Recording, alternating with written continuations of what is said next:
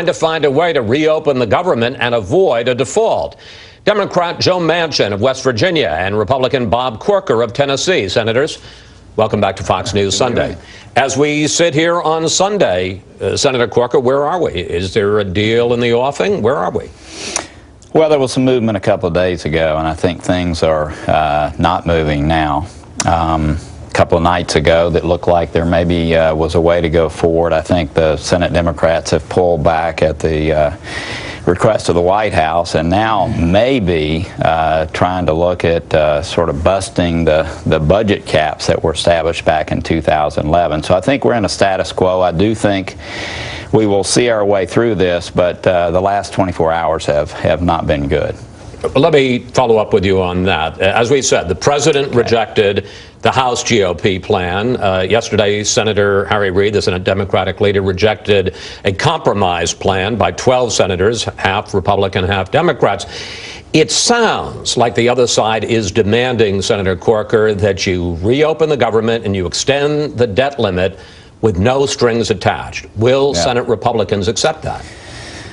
Well, again, are they going to try to change existing law, which is now where they are, or are they going to agree to leave the budget caps that have been long established as U.S. law? They're going to leave those in place and set a framework that allows us to deal with the big issues our nation faces, which is mandatory spending. Let me just quickly explain to folks, because what happened was, as part of the Budget Control Act in 2011, sequester levels were set, and these were automatic spending cuts. Then the budget has to go, overall budget has to go down to a certain level. The Democrats are now insisting, let's raise the sequester levels, let's relax that. One of the questions that I know some Republicans are asking is, if Obamacare was the law of the land and couldn't be tinkered with, why is it that the sequester, which is just as much the law of the land, can be tinkered with? So I agree. I think, look, Republicans started off in a place that was an overreach.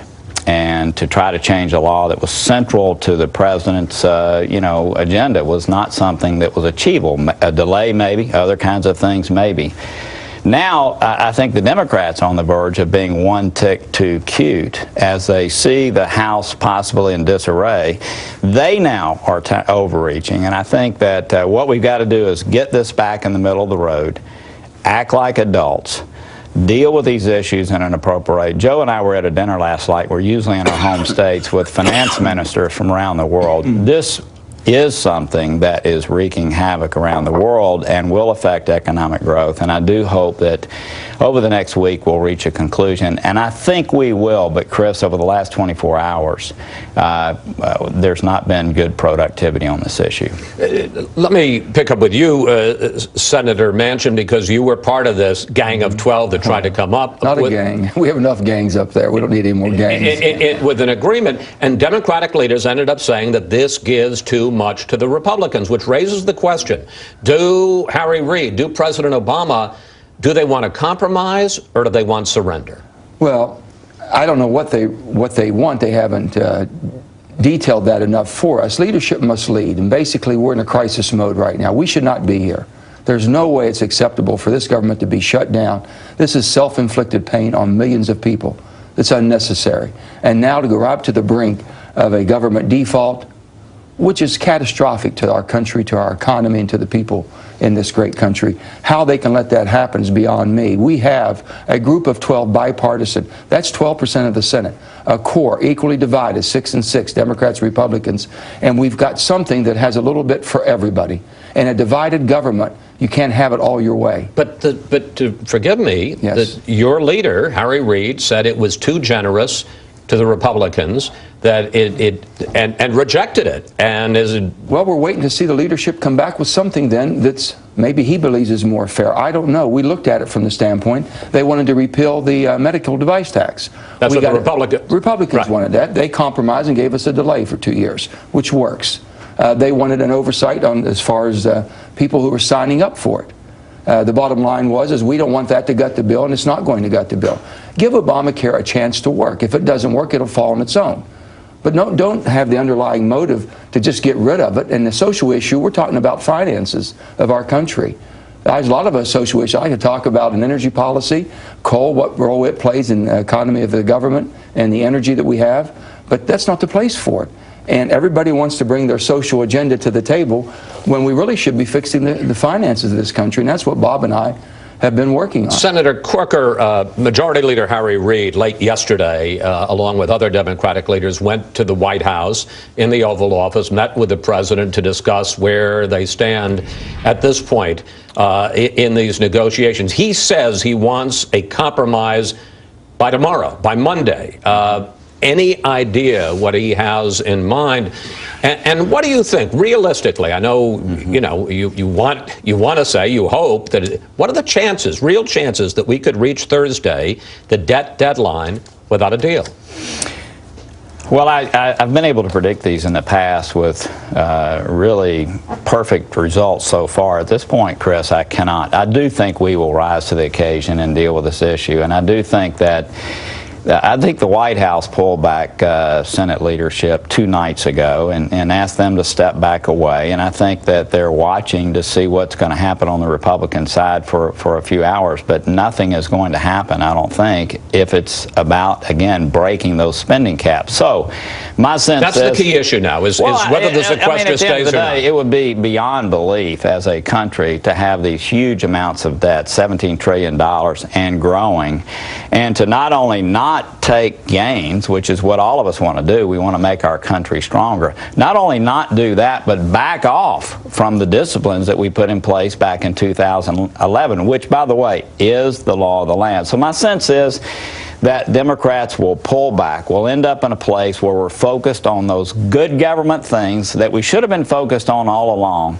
and that we will move along in an appropriate. At some point, Chris, this is something that I think the administration will realize is not a game they need to be playing with, and we need to get back to, again, the constraints that we have with a few victories for both sides and move ahead. Senator Manchin, the #2 Democrat in the Senate, Dick Durbin, says that your side has, and to use his words, we got it up on the screen, several somethings in their back pocket as a way to avoid default, even if you don't get a deal.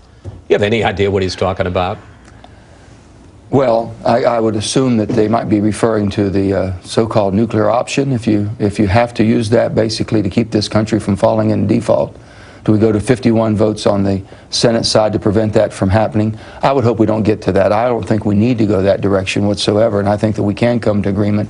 The bottom line is, if you want to avoid the sequestering numbers, then get a long-term fix. Bob and I both have been looking for a long-term. We both probably agree with a lot of the Bowles-Simpson, the template of reform and spending and revenue to a certain extent. We might have difference of what we define I understand, but you can't get that done between now and Thursday. We can't get that done, but we can move in that direction. If we can come to an agreement, that's why we said January 31st on the debt ceiling, March 31st on the CR. It gives us a time to work, put the budget conference in place. The budget conference, conferees aren't even meeting. So if they want to fix it and get rid of the number, then sit down and come to an agreement and let the orderly process work. I'm going to throw something else into this mix, or some would say mess. Even if the White House and the Senate agree, you got to get something then through the House. Now, when you were proposing your deal, Senator Manchin, which the Senate Democratic leadership said was too generous to Republicans, Paul Ryan, the chairman of the House Budget Committee, said it was a total cave, and that it was unacceptable, and House Republicans would never pass it because it was a cave to the president. Well, that tells you it might be pretty good if both of them are rejecting it right now. I know, but the point is, okay, but here's the question, Senator Corker. How can you, if that was too much, how are you going to get something through the House that is even more favorable to the Democrats? Well, I know you've got Jim Jordan coming on in a minute, and he'll enlighten you to that end. But look, at the end of the... But it's got to be a factor in your consideration. No, it is a factor. At some point, first of all, we have a lot of conversation back and forth. Joe and I were with Eric Cantor last night. You know, I think at this point we've got to figure out a way to get something out of the Senate that we think is close enough for the House to accept. There's got to be some evolution, I think, on both sides. But right now, just to think about it, we haven't gotten anything out of either body. Getting something out of one body would at least be progress. So I agree. That's why I say it's not clear to me how this ends, because there is such disarray, and now, again, Republicans overreach, now Democrats are beginning to overreach. Hopefully, as we move into this next week and markets are reopening, hopefully both sides will get back in the middle of the road, do some things again that